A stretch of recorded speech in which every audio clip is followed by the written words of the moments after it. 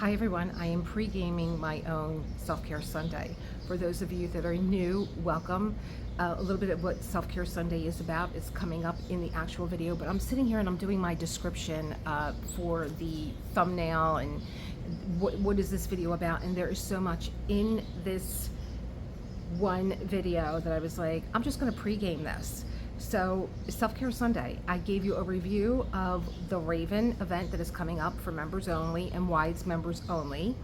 I gave you a review of the tutorial I did on the diamond square kit tutorial. Get to know your squares, don't be afraid of them. They're not scary, they're just misunderstood. Diamond Art Emporium, the link will be in the description.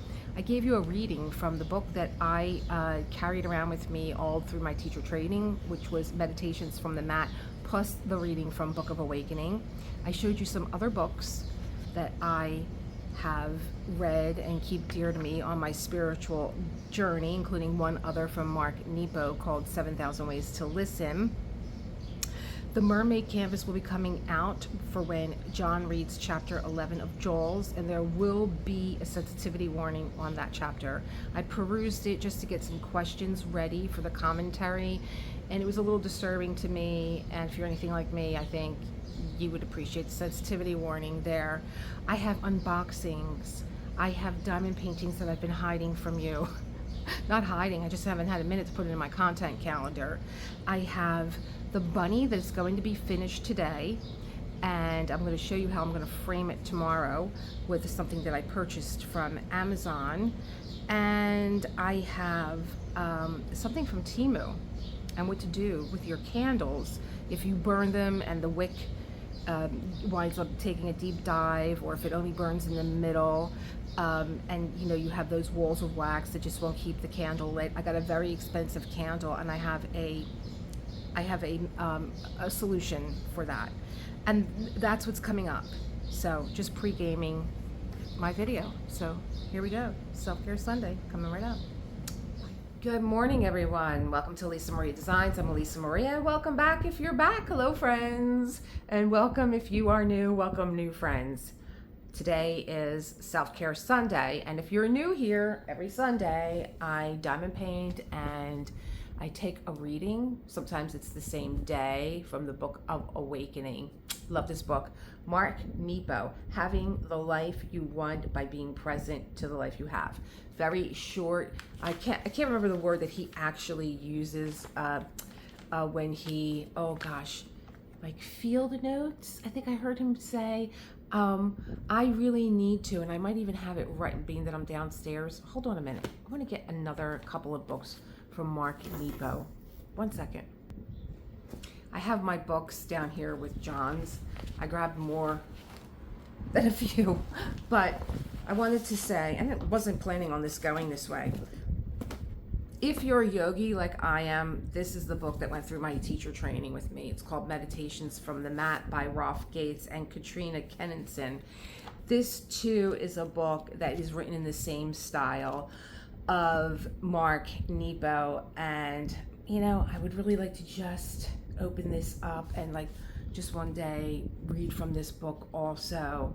These two readings are from Deepak Chopra.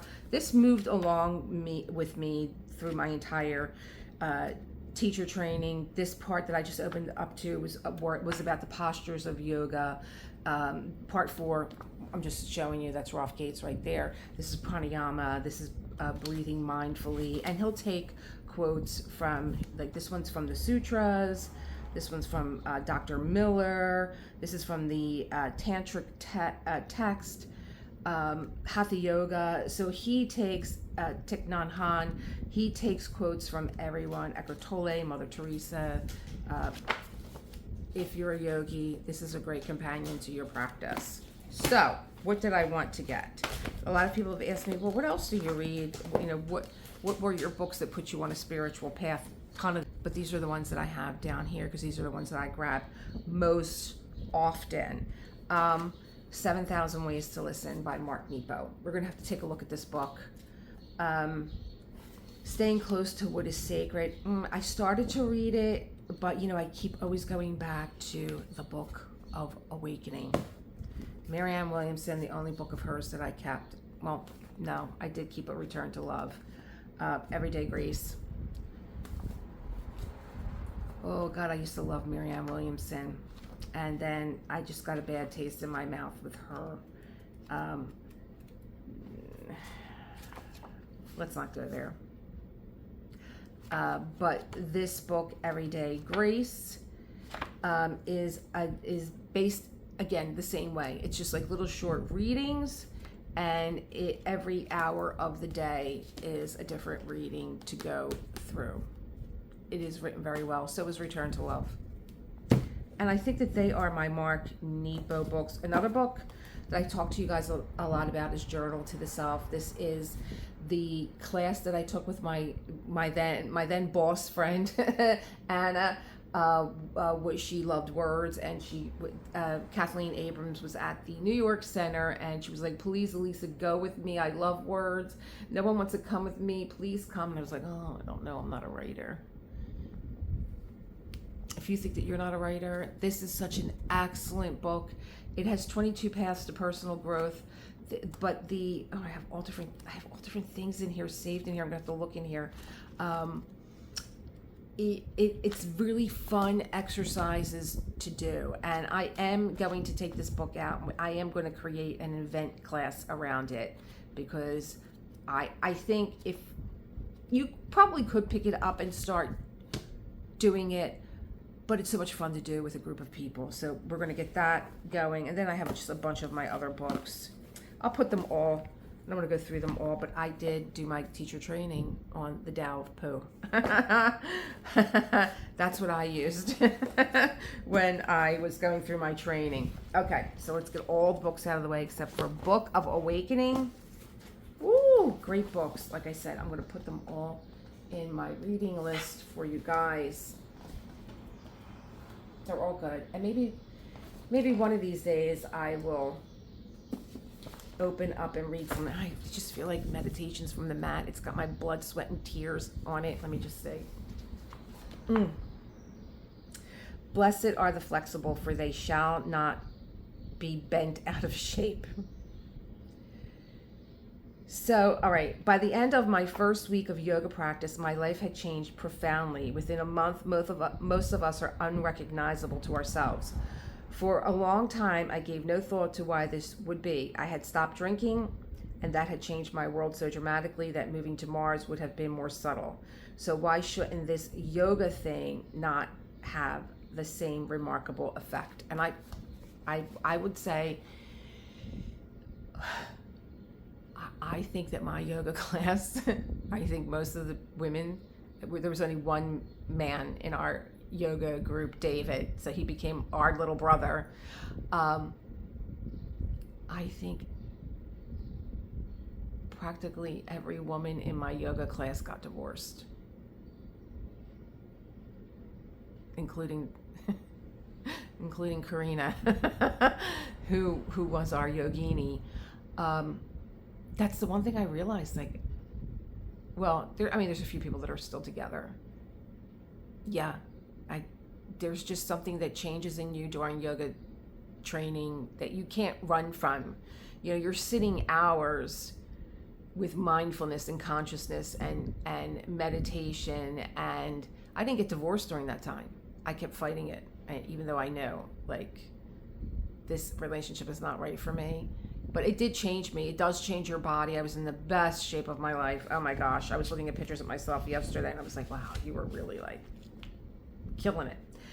Years of teaching yoga and watching such transformations in others have given me pause to consider the profound impact a little stretching seems to have on the average person. Lao Tzu wrote, "Whoever is stiff and inflexible is a disciple of death. Whoever is soft and yielding is a disciple of life." And each day I see the truth of these words dramatized in my classroom. The rigidity with which we see ourselves, our lives, everything is manifest in our physicality, in the way we stand and sit and walk, in all the things we can and cannot do. A week or two of conscious yoga practice, and we are simultaneously confronted with the depth of our investment in a particular way of being in our bodies and with the possibility of radical transformation. If we want the fruits of yoga, we learn that we must let go. What's more, we learn that we can let go. We learn that there is nothing to defend and that there never was. Pliant, supple, responsive, we become disciples of life. And that's day 245. This is in the asana section, which is the postures of yoga. And I don't know why. I mean, like I said, I don't plan my talks with you guys, but I think that this is going to be like a little bedside book for me. I just began to tap back into my practice, and my brain right now is like, keep the book out, don't put it away. What are we working on? I am going to have a finish. He's not done yet, but he's going to get done now. My little bunny. This was a challenge. This is Garden Rabbit and Lanterns by Artdot. This is one of the 12 canvases that came in. I have a little bit more work to do. So one of my members, Gwen, encouraged me and inspired me to take the whole sheet off and just work the way that I worked when I was a new diamond painter and didn't know what the hell I was doing. And I just was like, kept turning the canvas, looking for the same symbol. And then when I got done with that symbol, I put the color away and went to the next symbol. There's something about turning the canvas now that gives me pause to think of, in a more spiritual way, of like turning the page, or go stand somewhere else and look at the burning building, you know. Don't just look at things from your point of view. You have to turn and you have to listen and you have to take others' point of view and their perspective in, and make up your own mind about things. And so, like, every time I turned this canvas, I was like, okay, I'm getting another view of what this looks like. I'm getting another view of what this looks like. I'm getting another view of what this looks like. And I guess my spiritual practice just follows me everywhere. But we're going to get to doing him, and then I'm going to get to the actual reading in Book of Awakening. I have no idea. I never do. It's kind of like reading Jaws. Oh my gosh, let's talk while I paint. I gotta get my paints out. So let's bring the bunny closer. Oh, and then maybe I'll even bring my I'll use this little guy that I have here while I'm diamond painting, and we'll see. I have all these different tripods out, and let's start here. And like, I bought a really great one that bends all different ways, but it's like when you move him, he bends and he sways and he goes this way and that way. And I'm like, oh my God, I've clunked myself in the head twice already with it. I'm like, okay, you're done. I can't manage that.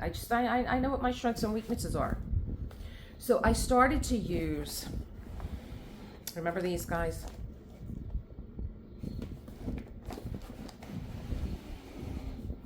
.45 plastic containers with the convex point tip on the bottom that holds the round drills. I think I did put square in here. Yeah, it would hold square drills. So let's talk. Now, I just did a tutorial using the Diamond Art Emporium Practice Your Squares kit on Friday. And I must apologize. You guys were so sweet. You got a lot of tips from me, but I could have did a little bit better with that tutorial, I think, because I was using this and did not realize my hand was in the way a lot of the time. So part 2 of that tutorial is coming on Friday. And so that kit really is a kit to practice your squares, but the way that the canvas is laid out, there's sections of color blocking, sections of confetti, and sections where you can really do a patchwork with 2 different colors. So it's really laid out nicely. You can use any kit that you want, But I would encourage you to get the Diamond Art Emporium kit, whether you get my kit. I think one is a bear, one is a fox. There are different, it's just the way that it is a practice kit for squares. So I was using, what was I using? There's actually two in that kit. It's a very small kit. It's like 8.5 inches by 7 inches, and it's under $20. It's under $18. So I was using, I wanted to use what was in the kit, but I was using my Artdot trays.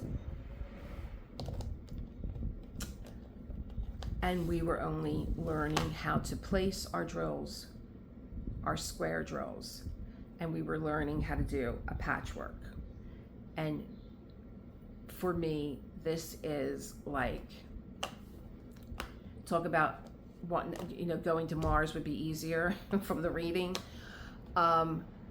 It's very hard for me to slow down and just do one at a time, and that's something that I'm working with in my own journal. Why do you feel rushed with a project that you take the time and say, I'm going to sit and I'm going to diamond paint? Why do you feel that you have to use a multi-placer? Is it an efficiency thing, which for me I think it is with all my jobs in my past life? It is like a past life, isn't it? With all my jobs from my past, I would always go in during my training and I would look and see how things were being done. And I would be like, there's an easier, more efficient way of doing this. And I would always, that became really my job. I became invaluable with the jobs that I took because people were like, well, let me bring you to this section and tell us how we can clean this up. And so maybe I look at my diamond painting that way. Maybe I look at it like, you can put them on one at a time, but there's a more efficient way of doing this. It could be. But I also look at this as a meditative process that I want to slow down. And I think sometimes when I do sit down to diamond paint is really when it's like, I'm sighing, I'm like, oh God, let me just calm, let me sit down, let me think about this, let me diamond paint. But my mind's racing. I don't know, but I look at this also as an exploration to my own growth of why. But now I'm teaching a tutorial, and let me tell you, it was a little bit of a struggle for me to not turn the pen over and use the multi-placer. I'm like, wait a minute, you're teaching a tutorial here. You have to do one at a time. However, I did end up enjoying myself. That's why, like I was saying earlier with the journal to the self, I'm doing something for you, but I'm also aware that there's a group of people. The same thing with, meditations from the mat that I just read from. That was something that I did with a group of people. Like your focus is not on yourself. You are now part of something bigger. And so I did slow down. And then when I came downstairs later, because I was filming that in my art room, when I came downstairs later and said, let me do some work on the bunny. Now I would just pick up my multi-placer and start doing that. But I didn't decide to. I just found it more relaxing to do one at a time. And that's what I love about this craft. This is what I love about it. You can, if you are aware of these little nuances, and that's not meant to be insulting, because that's what I'm trained in vinyasa, I'm trained in restorative, I'm trained in yin yoga, but it's my slower yoga practices that I do, like yin, where you're holding a posture for 3 to 5 minutes and you're tuned into your body. And if you were to walk in and be like, what is she doing? Why is she doing that on the floor? It doesn't look like I'm doing much, but I'm doing a lot, because I am tapped into the subtle nuances of how I can feel the intrinsic muscles of my body that I'm not aware of, the smaller ones, the muscles under the muscles, like I could feel them releasing. So it's kind of like that seemed to be what I was tuned into. my breath was slower. My heart rate was not so, I wasn't so aware of, like, sometimes when you're, I'm always on go, go, go, go, go, go, go, go, go. And I recently got injured, but I'm not looking at my injury. Look, I do a lot of self-discovery with myself. My injury was not, you need to slow down. My injury was stupidity. It slipped out of my hands because I was busy concentrating on what my husband was telling my mother. And I was like, this was just unbelievable. Like, I was just there all day long. And she did tell me to move the trash can to the curb. But when I went outside, John was in the car. We had other things that we had to do. She was fine. And I just put it in the trash can, covered the top, and I got in the car. And she was like, oh, she didn't bring the trash can to the curb. So with all her pain, like, she's the one that needs some self-discovery. Is this really important? You're in pain. Why are you even, anything could have happened to her. She could have tripped down the steps, anything, but okay. But I don't think that my injury was because I didn't slow down, is what I'm saying. So I know myself very well. But when you are tuned in to not just, doing a section of your diamond painting, but you are tuned into what is going on with me. Oh, I'm very aware now that my breath is starting to slow down. I feel like my blood pressure is coming down. Your body temperature may even come down when you may feel cooler.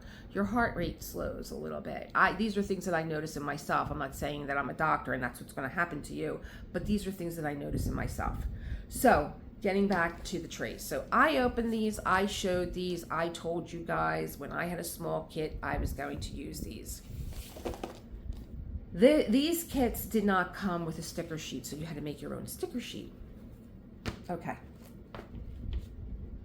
So I decided, I have my own way of doing things, which you will learn a little bit more about with the diamond square tutorial that we're going to do. And so I didn't know how I was going to approach this. I said, well, here's the day. Here's the day that we put things in DMC code. And they came with the stickers, but you could see some of my more bigger colors that were in this canvas. I just took my China marker and I drew them on here. And really, honestly, I probably would have drew them all on there. This, when I started to use it, I was like, this is a no-go for me. I can't use these. And I felt bad that I did the tutorial and didn't use these, because I open up my things in front of you. I wanted the same shock and awe of opening something and you seeing it the way that I'm seeing it, and you seeing what I might have to, what I love and what I'm like, not so, so that you can make an educated decision about what it is. Well, okay, they're great. So let me just give this a little shimmy shake. I would say, now when I put these Artdot drills in, they were not staticky. When I came back, they were staticky. So keep your dryer sheets close, okay? So let me open this up here. I'm trying to get them in an order where you can see the way that they lay, okay? If I wanted to multi-place here, this is not a good one because it doesn't have a dryer sheet in there, and I could see that they were a little staticky.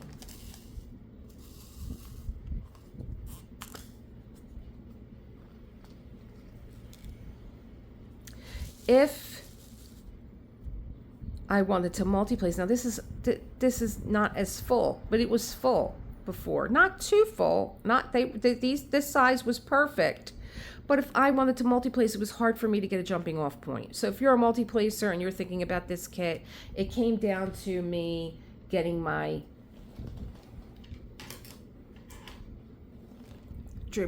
my Diamond Art Club tray out, and I was pouring them in here. And because I like to multi-place, and there were big hunks of multi-placing that I just was like, nah. But when I did my class with the tutorial with this square, get to know your square drills, and I had to, because that was the tutorial of placing them one at a time.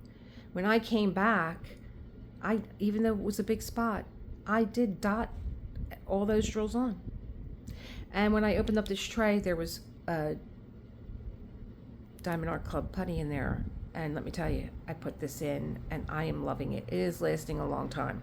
So I might not be able to shove it in the pen that they gave you, but I really like this putty. I was like, oh my God, it's so hard, but it's not. When you go and put poke your pen in there, it's very soft and it's doing a great job. I didn't have to refill it again. That's what I'm trying to tell you. All right. So I went from like, these are not for me to like, these are just fine. So, but I would say next time I do any kind of unboxing that I will add in follow up with me for when I use these, and I'll try and use them within the week that I do the tutorial. I think it's important. You know, it's one thing to look at them and be, oh, they're so pretty. And I do like the convex point system on the bottom because it does hold the drills in there. So it's perfect for doing a dot system. Are we ever going to get to this bunny? Is he ever going to get done?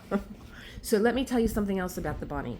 Not only is he going to get done, but I have for you, maybe tomorrow for Monday, Motivational Monday, what we'll do is, I'm going to show you how I'm going to frame him. Oh yeah. Oh yeah. So, what else is going on at Lisa Maria Designs? Let me get this here so that you can see where I'm going to be. Poke him in. What else is going on? Well, John and I watched on Hulu. Now, you guys just got, my members got part 1 and 2 of chapter 10 of Jaws. I have to move this table out of the way. And I think the subscribers are on chapter, oh God, what are you guys on? I think there's one drop today and then there's 2 more. So you guys are maybe on chapter 9, and then you're going to get chapter 10 part 1 and then chapter 10 part 2. So we, John said, oh, there's a special on Jaws. It's Jaws at 50. And John loves reminding you guys that we did not plan this for the 50th anniversary. So something else that I have to get used to is, okay, that's the number, that's the symbol that I want. Where is it? Like this whole looking at things through a DMC code, not for me. 3803. And then when I pull it out, I make sure that I have 3803. 3803. Let's put you back. 890.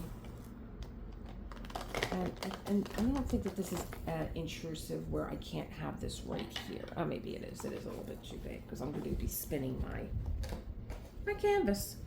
So 890. I mean 3803. Yes. And I'm doing a lot of double checking. So this is where my efficiency comes in at, and I'm like, eh. But I'll have another kit with a label. That's for sure. With labels, or I'll use this again, and I will use my China marker. I might put the DMC code and I'll draw it with my China marker like I did. I could do that too because there's not a lot of space on there. Alrighty, so yes, so we watched Jaws. We watched Jaws at 50, and it was so interesting to go back to 1975 and just remember the frenzy that was Jaws. I'm not going to tell you too much, but there were like little facts that John and I both didn't know about, and that was fun. And you know, I will tell you that Steven Spielberg was 27 years old when he directed Jaws, and he already had Duel under his belt with Dennis Weaver, and he already had he was just coming off of Sugarland Express with Goldie Hawn. So, last night, what did we watch? We watched Duel, because I had remembered Duel. John was like, I never saw that. What's Duel? I'm not in the right area here. This is actually easier. I was going to use the little one, but the little one would be, my phone would be falling off of. So we watched Duel with Dennis Weaver, and that is, it's like another shark in the water. It's about a salesman trying to get to an appointment, but he's being harassed by a guy in a huge gas tanker, all because he cut him off on the road. Oh, it's so like, you know, it's tension, it's suspense, you know. Not a lot of dialogue other than Dennis Weaver. Yeah, Dennis Weaver's talking to himself. You know, trying to figure out, like, what's with this guy? He's crazy. But tonight we're going to watch Sugarland Express. So turning the canvas. And here's something else I was telling you guys. I don't know in what video, but I got this at the dollar store. You know, these planks of wood that they have. Because I did at one time mount one of my pictures, and then I used clay to go around. This one's too big. It would have a little bit of an overhang, and I would probably maybe use my stickers or something to fill in that little bit of space. Yeah, so all right, so he's done. Let's go on to the next one. See these little arrows being that they're right in front of me. Let's go that way.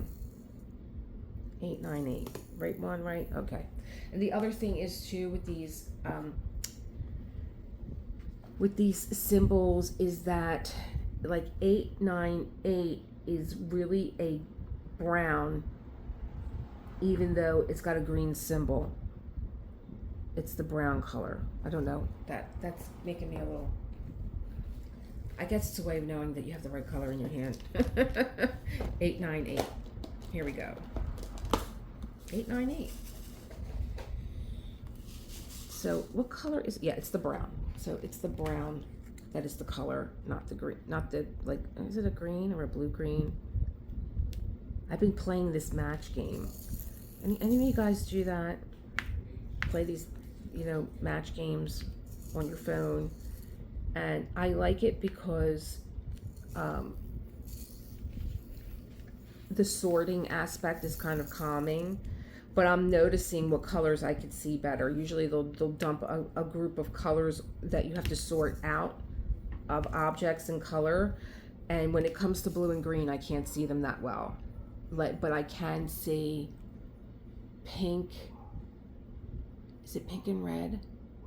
But like the blue-green one. No, I think I see blue-green better. But I know that has something to do with color blindness. I'm not color blind, but I just see two combinations of color better than I see other combinations of color. And look at me, I'm actually pointing, doing dotting without even thinking about it, without even thinking about turning. I do miss the sound though of my rain stick. My door is open because Foofy needs to look outside in the morning. All his little birdie friends come over and say hello. I mean, they literally hover at the door. And he makes that little gurgling sound. So I was sitting with my content calendar last night, and guys, let me tell you, I mean, I've been hiding a lot of stuff from you guys. Gotta stop opening these emails. I'm gonna unsubscribe from like Dreamer Designs and Diamond Art Club. I can't do it.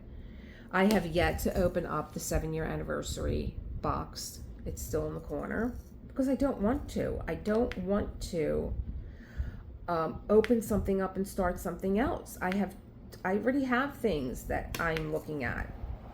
I really wanted to do a Christmas in July because that's something that I would do in the other part of the art world that I still enjoy with my sketching and stuff.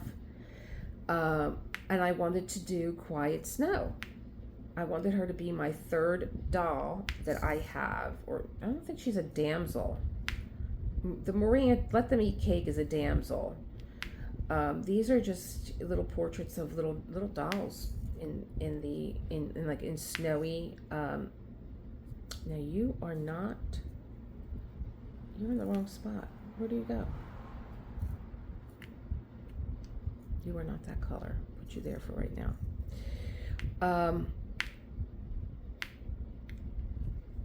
I wanted to start her, and I really want to start something Christmassy in July because I just feel like 2025 has blew by us like you can't believe.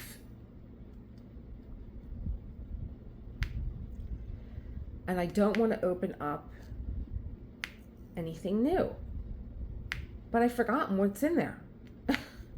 And then I was on the Dreamer Design site with things that are going to be discontinued, and I'm like, I'm not going to miss out like I did. I missed Sacred Heart from Dreamer Design from Curtis Reikovich, and I'm on the hunt for it.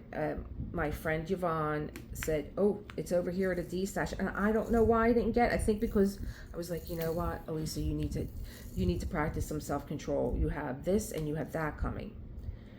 So I was on the discontinued site, and I don't know why. I'm still looking for my perfect Snow White. I just can't seem to find her. I want something that really embodies the essence of what Snow White stood for. And she just wasn't a housekeeper with a bunch of dwarves. You know, there's a deeper story behind Snow White. And when I went to the art condominium in Atlantic City and I saw a statue, I actually shared this story with my members when I went. It was a few months ago. A beautiful statue of Snow White that just encompassed the beauty that was Snow White, and the fearfulness and the confusion of why her stepmother hated her so much. And the role of the stepmother was created because when they were writing these fairy tales, they couldn't say the mother. It was just too jarring to use a mother. So it's always that the mother dies and the father remarries, and the evil stepmother takes over. So she just couldn't understand why, you know, she was being banished from her home, and someone was sent out to kill her, like just totally destroy her. And Maureen Callahan, who wrote The Kennedy Women and the Men Who Ruined Them, I don't agree with her a lot. She just did a little something on Barbara Walters, and I think that she was a little harsh when it came to Barbara Walters. Barbara Walters was just like, I can't call Barbara Walters interviews shock value, but she did ask tough questions, and I think Maureen Callahan was a little bit too tough with her. But Maureen Callahan is collecting a lot of information on difficult the relationships that women have with their mothers that are difficult. And I think she clumped Barbara Walters into this. She hasn't done it yet. She hasn't gotten all her information together, but I was listening to her speak, and, you know, she was just, you know, talking about her relationship with her own adoptive daughter. Who was she talking about? She was talking about Erica Jong too. And Erica Jong's daughter is like, really, she feels as though it's her opinion that Erica Jong's daughter has built her whole career on her mother's, you know, back, you know. And I think, you know, I might reach out to Maureen and just tell her, you should really look at the fairy tale and what we grew up with Snow White, because I think it's the same thing. It's a story about abandonment. I mean, she was banished from her home. I'm like, where's your father at? You know, it's like, he's there. He's usually a king. He's rich, but he's never home. He's always working. And, you know, the evil stepmother is like banishing her from the kingdom. So so getting back to Diamond Art Club, a lot of philosophy going on today. And I will be reading, for those of you that are new, from Book of Awakening. I just kind of do like this kind of like, I do this little chat in the beginning because I think, you know, I just kind of talk about whatever is coming through me in a way. And then it usually ties into what the reading is about. And anyone that's ever taken a yoga class, it is like, oh my God, I'm so glad I came to this class because it's exactly what I needed. I needed to hear this. It's just kind of like what it's like. So I am on Diamond Art Club. And what do they have? They have Snow White reduced down to $20.79. And the Evil Queen, $20.79. And I'm like, the way that they were posing, I am going to have them framed where it's going to be Snow White, and then I'm going to have the Evil Queen next to her because she's looking at her with this like, I hate your guts kind of a look on her face. So I bought them, and it's a lot of color blocking. And who knows, you know, I can create classes from that. Maybe I'll do the writing class with those two. So I got that. And then for good measure, I threw another Yumi May in. I didn't even finish Moon Eater, which I want to get back to so that I can use Chris from the Diamond Brush. I can use his ruler because I miss using my rulers. And that's the other thing. I haven't unboxed those paintings because I have a round painting in there that I bought for Chris's new round rulers. Where did you come from? You don't go here. I think maybe when I'm shaking my drills, I might be shaking drills out of here because that color is like nowhere near here. That it would be lost like that. Yeah, so when I get done with this color, we're going to open up the book and see what is going on for today. I almost said January. This is how much I can't wait for winter. Oh, I'm on the wrong. No, I'm on the wrong. God, thank God I caught myself. You know why I went to the 7? Because I meant to say July, and in my mind, 7 is July. So I was going to say January, I meant to say July. Today, July the 13th. My God. July is just like, it's in its second, we're going into the 3rd week of July. This is the 2nd week of July we're coming up on. Yeah, so I was looking at my content calendar and looking at what is coming up.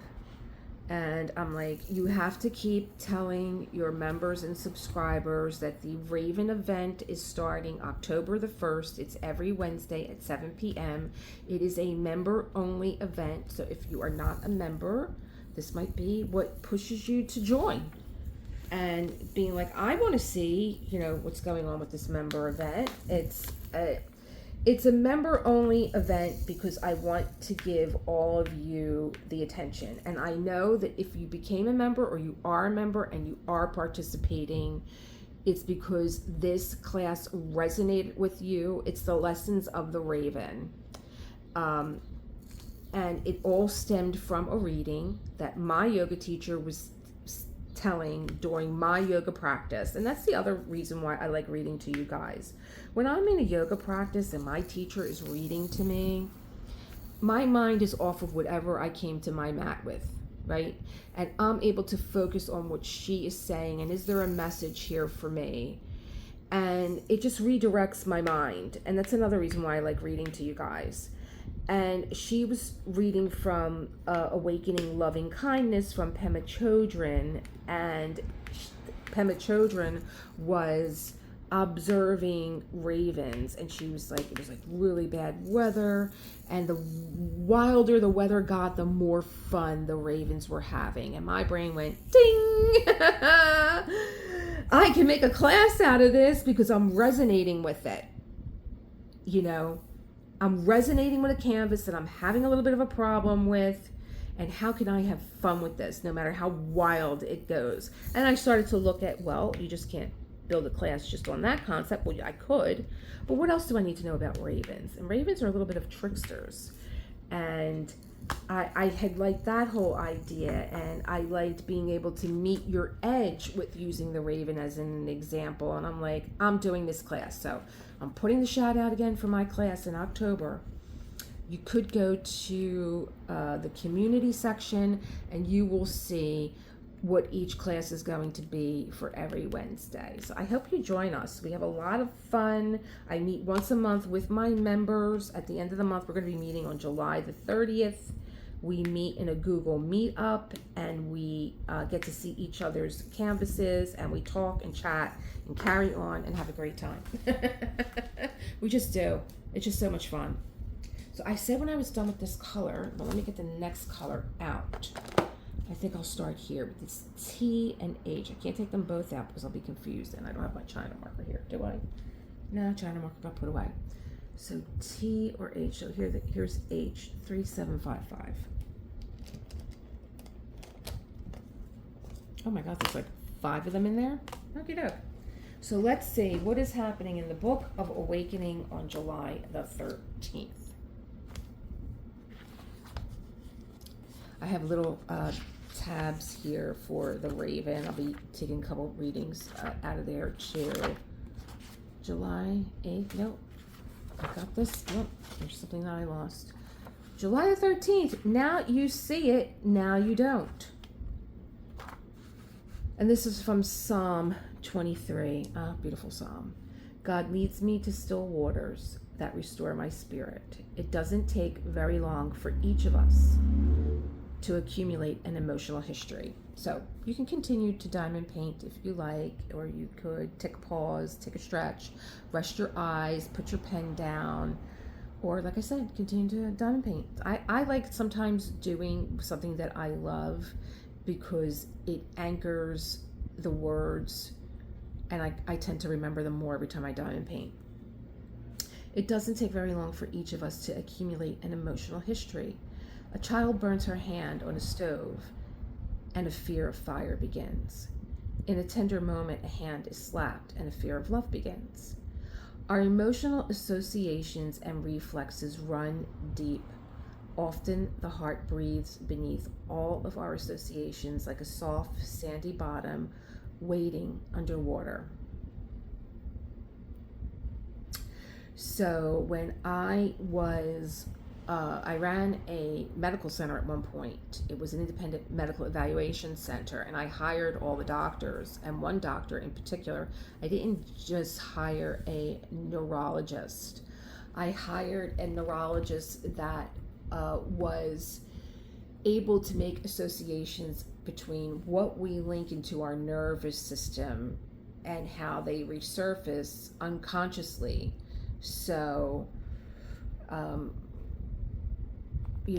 maybe even seeing a child burn their hand in a movie or whatever might stir up your fear because it's anchored in your system. Maybe even somebody even gently tapping you on the hand might make you fearful because that's anchored. You have an association here. So I just found I couldn't wait when he would come in and we would have discussions about different cases that were coming through the medical center that had to be evaluated. Was it really due to an accident or injury, or was this something that was pre-existing? So I used to love our talks, and I immediately thought of him when I was reading this, and the associations that we do make that are anchored.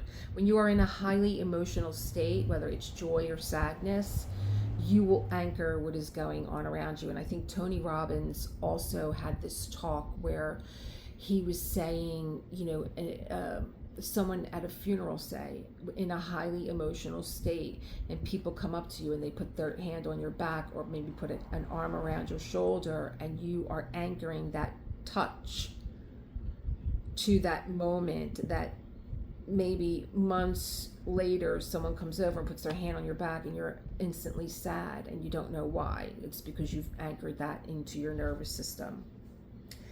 Thus, to see ourselves clearly, we must try to still our associations till we are as transparent as a calm lake.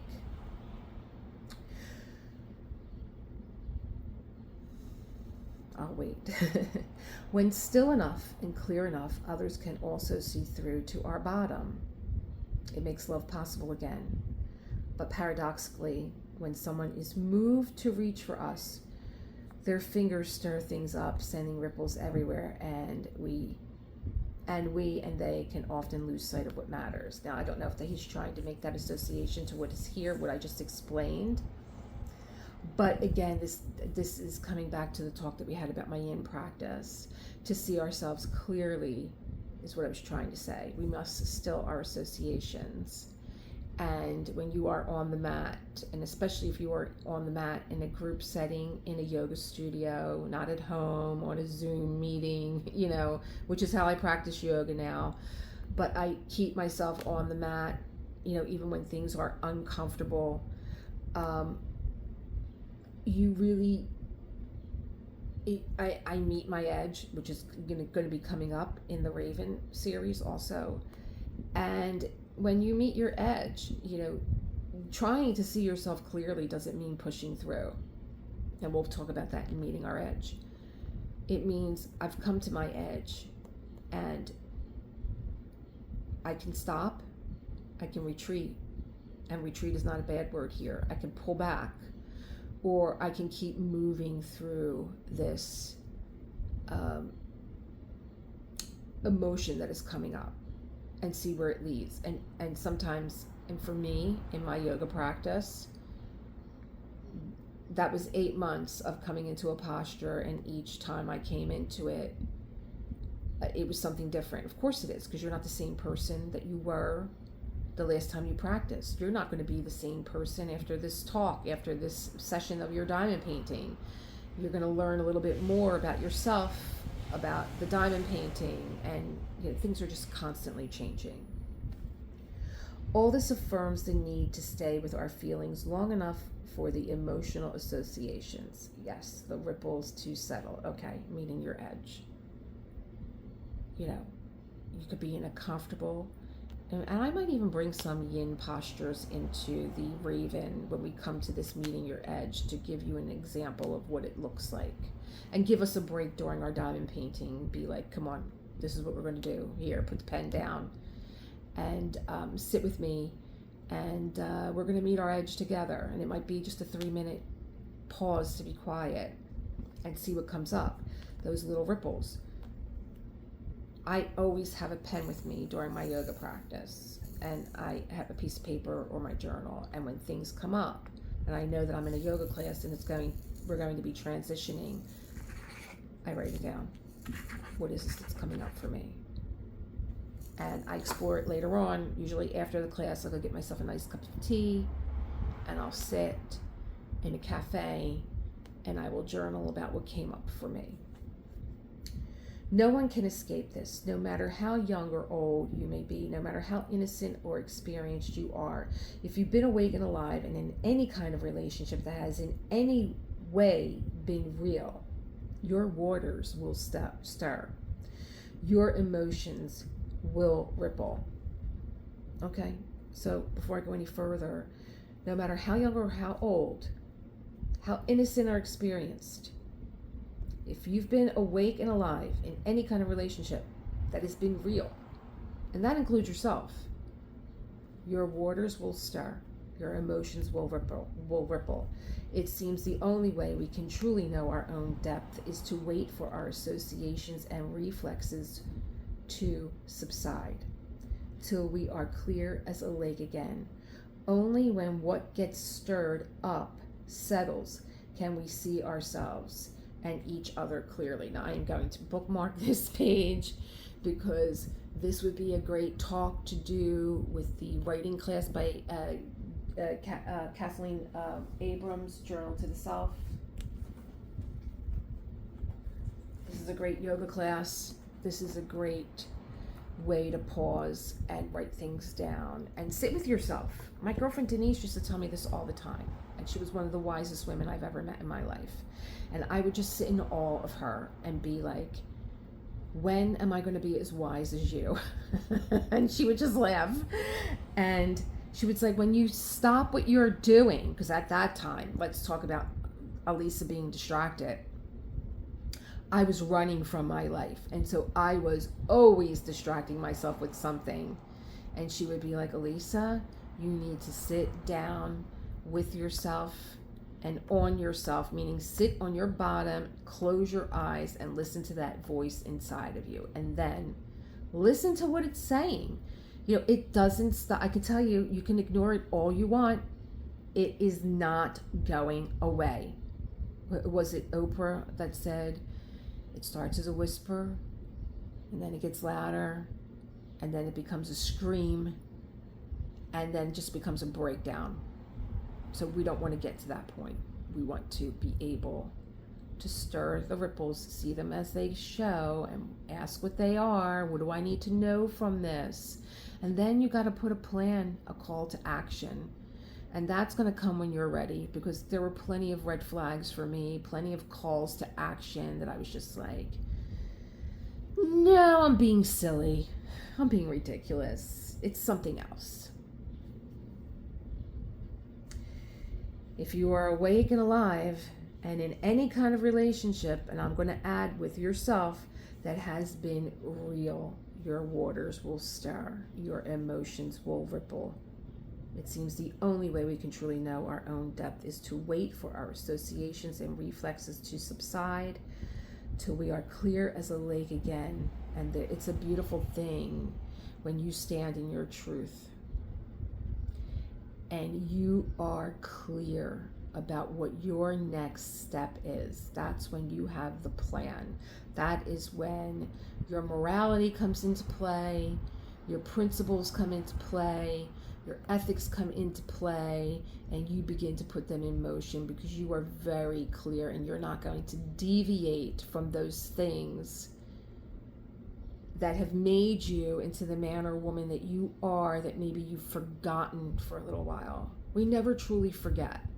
I believe that we ignore, and there's a lot of talks in all the scripts that I have read about forgetting and remembering. That's why we say in yoga, you never really forget. You've known it all along. Just like Dorothy. You've known it all along, my dear. Only when what gets stirred up settles can we see ourselves and each other clearly. So if you are diamond painting, if you've paused for this reading, I love that Mark Nepo gives us a roadmap to begin. Breathe slowly and allow your agitations of heart to come and go with each breath.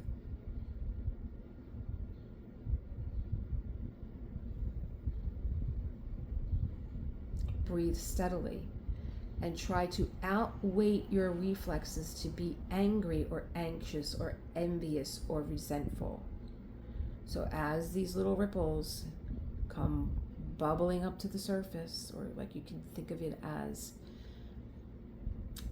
you know, you skim stones on the lake and you see those little ripples. So without judgment, without wanting to attach any sort of anger or anxiety or jealousy to whatever this ripple is, just keep breathing through it. Take yourself out of it. Your emotions, I say this a lot in my readings, they have a place, but they are not tools of cognition. We just want to put them on the side. Breathe evenly, and with each exhalation, try to feel the depth of heart that waits below. And this immediately reminded me of my yin yoga practice. We breathe through the postures, and with each exhalation, we go a little bit deeper. You start to really begin to let go. When the instruction also in yin yoga is to not engage your muscles in any way. We're not flexing our feet. We're not holding our hands tightly. Everything is relaxed so that you can get under the muscle where the fascia is. And the fascia is that netting in your body. It's throughout your entire body that holds everything together. It holds your muscles together. It holds them to your bones. It holds the nervous system and your veins, and it holds everything together. If you've ever peeled back the skin of a chicken off of a chicken breast and you see all that white fiber, that's fascia. That's what fascia is. And we want to get below the surface where everything is hiding, where everything that we are ignoring, it finds a place in your body. And in the beginning, it is on the surface, but then it starts to weave its way into that fascia, into that netting that's holding everything together. And breathing evenly, and with each exhalation trying to feel the depth of heart that waits below. What is really going on? This is the initial response. This is the reactive energy that comes out when something ripples. You're reactive. We want to learn how to sit with it, and you'll see it start to change. If you've ever been in a situation where it's like it's the same story over and over again, and your button's being pushed and you're reacting to it, if you are able, there's a reason why they say count to 10. And at the time, you're just counting to 10. But if you're able to breathe, 1, 2, but also watch what are the words that he used here? Awake and alive in this relationship that might be pushing your button. If you just breathe through it, you will be able to witness the situation, the person. You'll begin to see them get all the heat off of them because they're being reactive and you're being reactive. You know, it's the porcupine principle. Like with the porcupines, they flare up and they butt up against each other. But if you just keep your needles in, let them go crazy, you're going to see them wind themselves down because you're not giving them that energy to feed off of. And it's a beautiful thing to just stay calm, stay in your center. In the center, we've learned this. In a tornado, in a hurricane, it's always the center that's the calmest. So stay in your center. Just let everything keep spiraling around you. Don't step into it because you're going to get picked up and thrown somewhere else. Just stay calm and just let it play itself out. And you'll see it. You'll see it begin to change. And sometimes it's very difficult. And sometimes you're just amazed at like, oh, wow, look at what is going on here. You know, this big thing that I was afraid of, or this big thing that would make me doubt myself or make me feel timid or angry or jealous or afraid. It's falling apart in front of my eyes. And that's what I hope for you. That's what I pray for you. Great reading. I gotta stick this in here. And God leads me to still waters that restore my spirit. Psalm 23. Ooh, I think for Motivational Monday, these stories sometimes are connected. I'm not even going to look at this. I'm going to start my day tomorrow the way that I started today, and we'll read Monday. Well, let's get back to a little bit of this little bunny. Maybe you're marinating over those words. Maybe you go out and get this book. I should have bought stock in this book. Oh, what 3755? It is H. I love that you guys do go out and get this book. I love Mark Nepo. I love the way that he writes, his little field notes, his little observations on life, and how he connects them together. He just, you know, I keep going back to my yoga practice. He just sutures them together, and he's able to, in a very, like, one page, say so much that, you know, I feel calmer, and they're just lessons that we need to keep remembering in our life. You know, how to still the waters.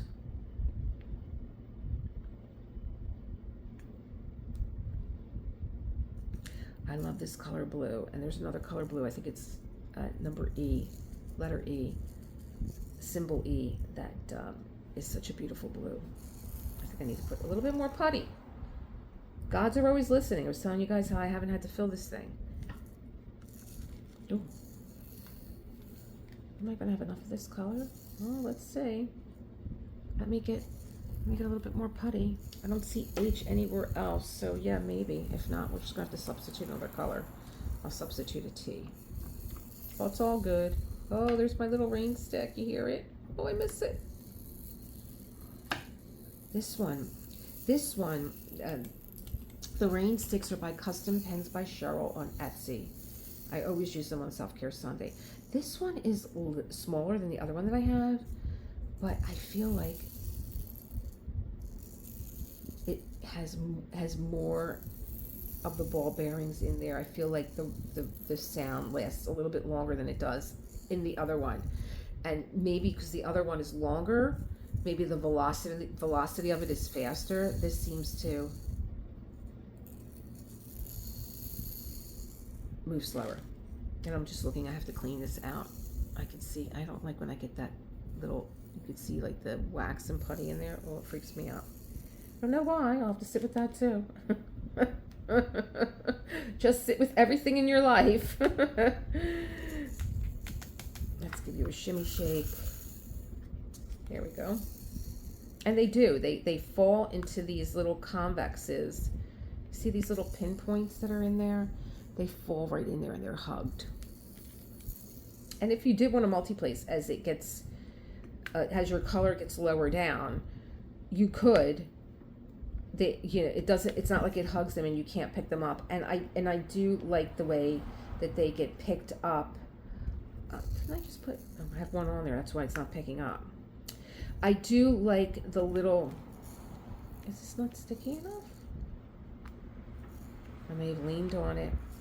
I do have. I went out and bought. Thank you, Jess. Jess told me to get Aleene's, tack it over and over, and I might have to use it right here. I do like the way when you pick these up with a multi-placer, there's just that little breath of space that aligns them so nicely into the drill space. So that's for that reason when we practice multi-placing our squares.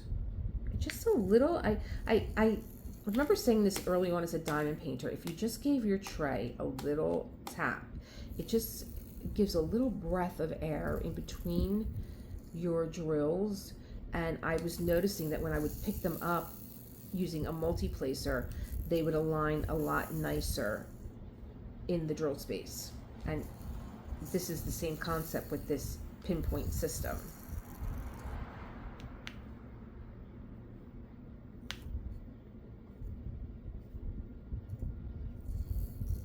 Are you not sticky, or was it me?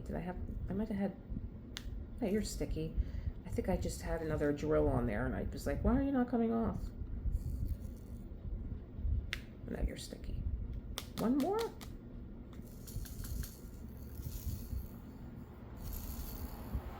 All right, who wants to be the winner? Here we go. Okay. Shine bright. T. 3325. Yes, so I have an Amazon mini haul. I'm going to show you how I'm going to frame this. I also, speaking of the Raven event, I ran out to the dollar store to get some stuff for the Raven event. I might have found other stuff too. I can't remember what's on my desk. So I'll be doing that this week. Those two little shopping sprees that I had. I will be unboxing my Raven, and I think that I also will be getting a Facebook page together for this event. So if you are at all curious, you'll be able to see some of the event on there. I don't know if I'm going to do that directly on Elisa Marie Designs or a separate page. What do you guys think? Let me know. 3325. Let me just make sure. Again, I'm double checking everything with this system because this is not a system that I normally use using the DMC code. So you guys let me know. Do you want a private, do you want a Facebook page that's dedicated just to the Raven? Should I just put it on Elisa Maria Designs? There's a lot of people on Elisa Maria Designs.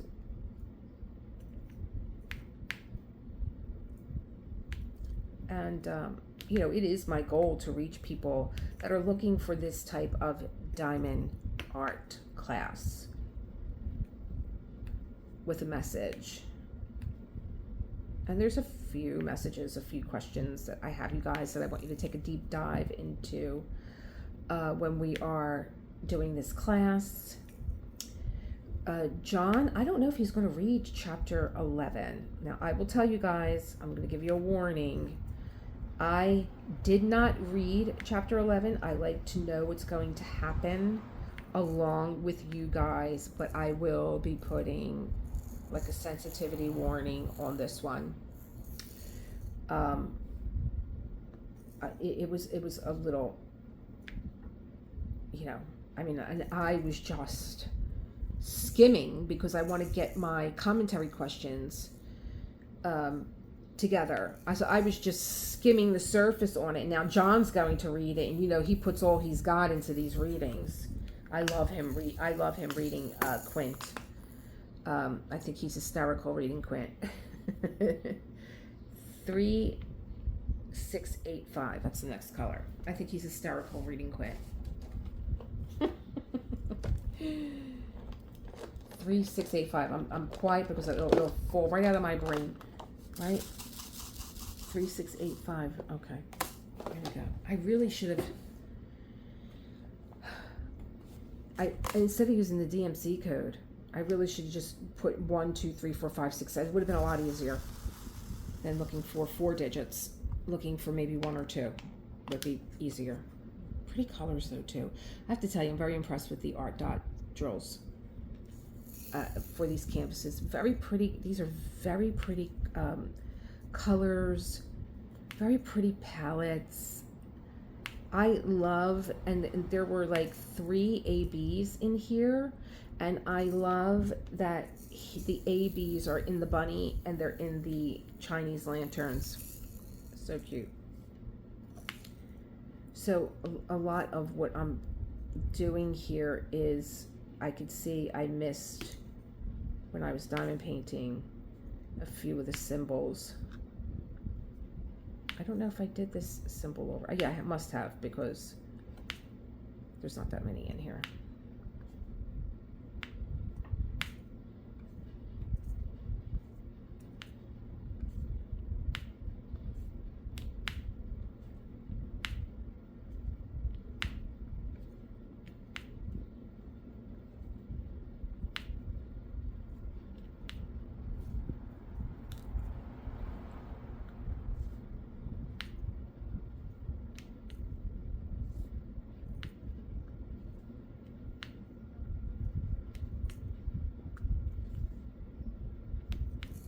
I was falling into a rhythm with the popping.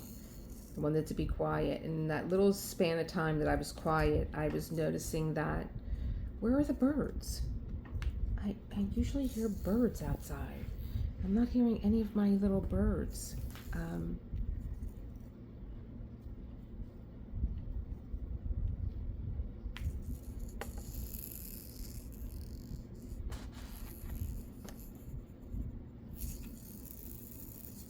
Not in the shot. Not in the shot. Am I in the shot here? Yeah. I realized that you guys were a little bit far away.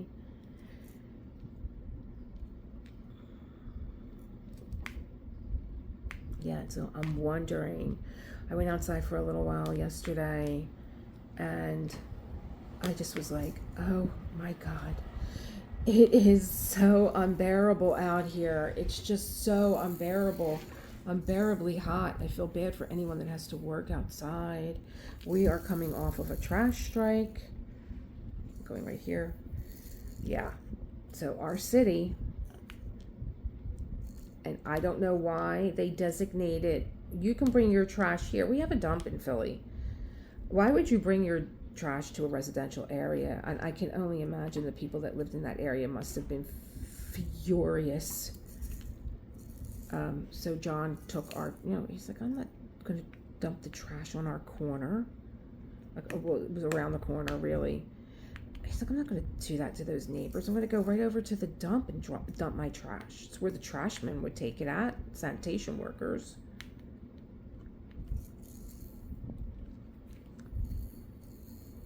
Anywhere else?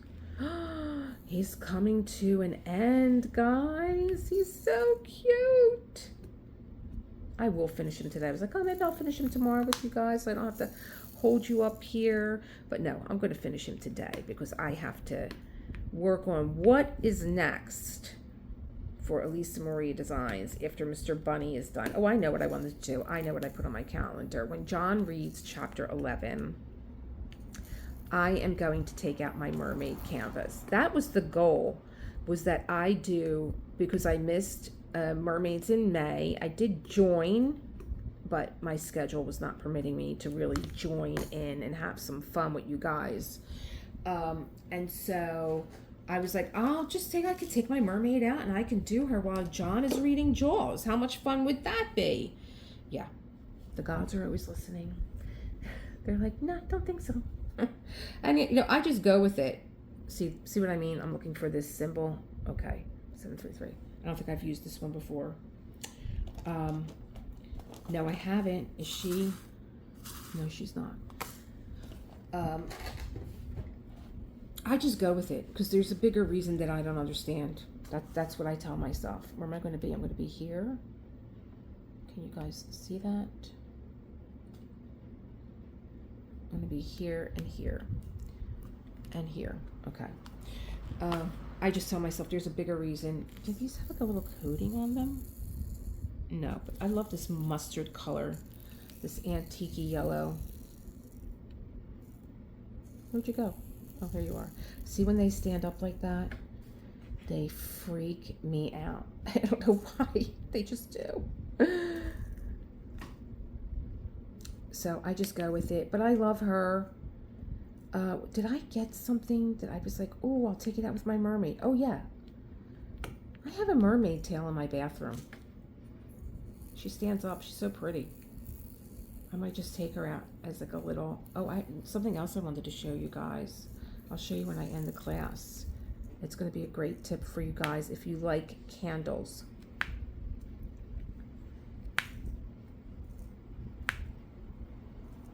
Oh, I just love that popping sound. And this was something that I was telling anyone that watched the tutorial on these square drills. They were placed so nicely, placing them one at a time, that when we went, we were doing a patchwork, and then when we went back to fill them in, there was no clicking. And I'm like, pat yourself on the back, because if there's not any clicking, that means that you hit the drill space. These have a little pearlescence on them. I could see it's a little, oh no, that's just the wrong, that's the wrong drill. But actually I need you here because I know that that's your color. All right, you got in there by accident. Okay, so, what was I saying? Oh yeah, I have this little, oh look, I missed some arrows here.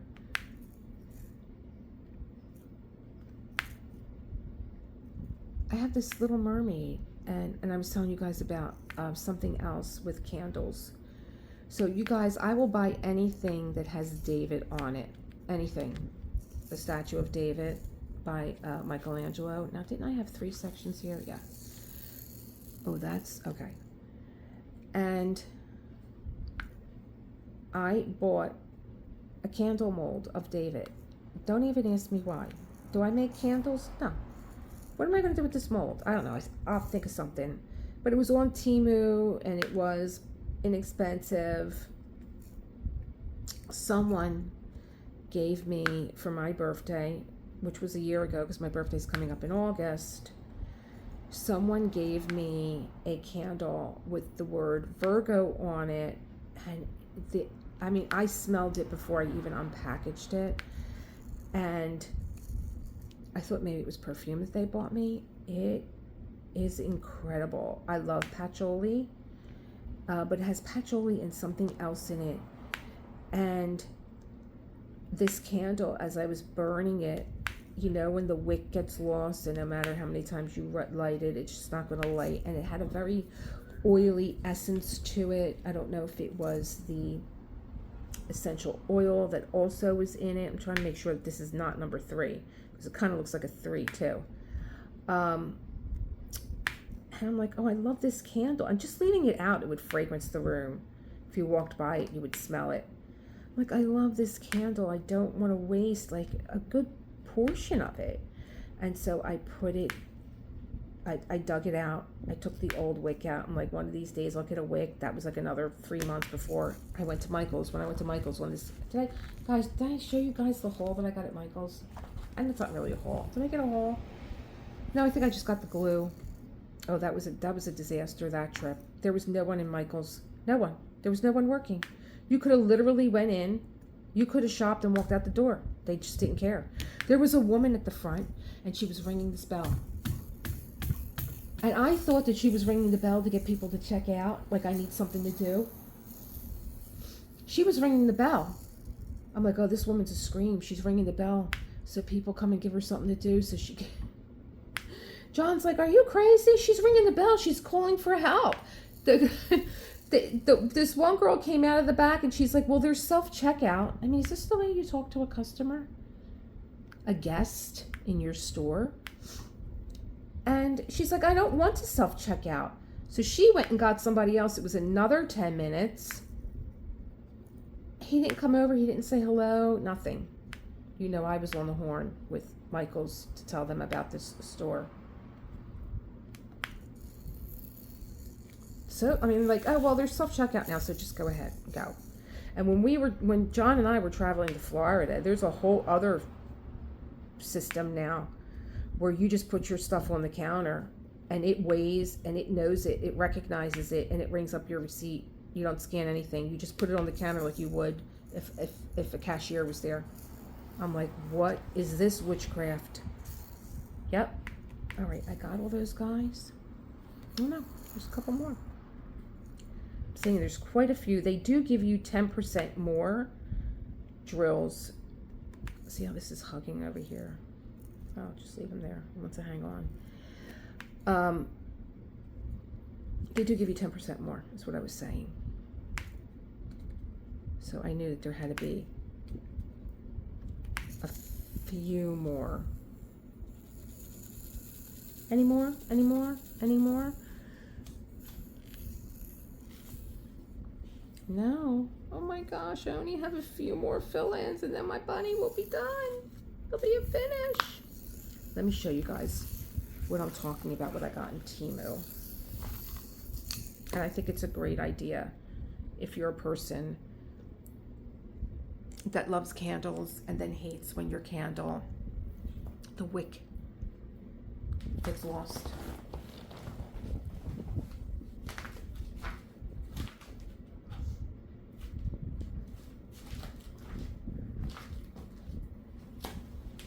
So I was just talking about this again with the diamond, practice your diamond set, that I'm like a maniac when I get something. You know, I'm like a guy in a car that doesn't want to look at the directions. I just want to rip it open and start using it. So this was my, oh gosh, this smell is incredible. And I did look this candle up. I was like, where'd they get this candle? I want another one, and they paid like $35, and it was like this big. And I'm like, it's a lot for a candle. Thank you very much for the beautiful gift. So this is David. I just wanted him. I'm like, I'll do something with him, even if I stick something inside.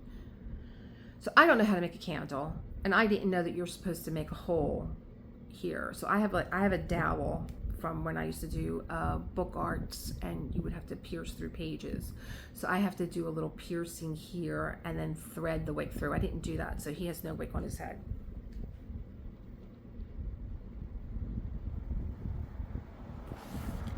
Now, when I picked him up, he wasn't thorough. When I took him out, he probably wasn't thoroughly dry, or it was just too hot and humid in here yesterday, and he fell. So I'm going to remelt him again, but he came out so cute, and I'm going to remelt him again so that I have a wick. But you could see like all the essential, what would you call them? There's probably like sage and all different kind of essences of herbs and stuff that are in here a lot. And I could actually moisturize my hands with him. Maybe he was a soy candle, but he's so beautiful. But I would check out Teemu, which I did, because now I'm like, oh, I can take all these candles that I burned them down, and I can make, even if they make different color candles. But I love my David, and I might just stay with David, but they did have really cute little bubble candles and swirly candles and wave candles. And so when you get to the end of that candle where the wick just keeps diving into the wax, or it doesn't burn right. Did you ever have that where it just burns in the center and then the wax is like folding over? This was like a couple of bucks, and I made my little David. I'm like, I'm gonna have little Davids all over, and I can make one anytime I want. I don't have to say, oh, I want to save him because I love David, and I don't want to lose him. And I did watch one girl, and now I know that I have to poke a hole, bring this through, and you get to use your putty, because the putty is what holds the wick once you pull it through, and it seals the hole. Not much of a hole, but you don't want that little bit of wax coming through. And then she took the other end and she wrapped it around a dowel, and it kind of like hung like that, so it stays straight in the middle. and then you poured your wax in, and then you gotta let them cool. I put mine in the refrigerator, and I figured, oh, he's done. But he probably wasn't. Maybe he wasn't done in the middle, but I couldn't wait. Again, I can't wait, and I could feel like just the heat in here. I could see the little bit of moisture. It's comfortable in here for me because I have an overhead fan that is like a helicopter, and it keeps this room really cool, and it brings the heat up. Not to run, I cannot stand that humming from the air conditioner, and especially when I'm doing a video. You guys don't want to hear my air conditioner in the background, but I'm like, I can make little Davids all over the place. And they did have a raven, so I might be getting that too. I have all different things coming through my brain when it comes to that event, and I hope that you will join me. It will be a diamond painting event. Now it's going to be a yin event where we learn a little bit of getting touch so that we can be clear. We don't have to involve ourselves in Scientology, right? Isn't that the whole essence of Scientology? That you, oh, I dropped a little bit of wax. Here we go. On. Isn't the whole thing with Scientology is that you get clear? I have an easier way. You could pay me millions of dollars. Anyway, kids, that's what's going on Sunday. Johnny's probably coming back from his walk. I don't know what's next, but I know that I'm starving. So he better start walking quicker. I'm going to text him right now. And I'm hoping that we do chapter 11 of Jules, because I am going to sit here and finish this, and then I'm going to go get my mermaid. And it's going to be too humid to do that in my room, so we'll do it down here. I'll just put two of my tables together. And I will see you tomorrow for Motivational Monday. And I'll see you maybe also later on in the week with my mermaid. Bye. And unboxings and a whole bunch of stuff. I got so much stuff on my content calendar for this week. Have a good Sunday. Keep creating the world that you want to live in, and take care of that inner world. Bye.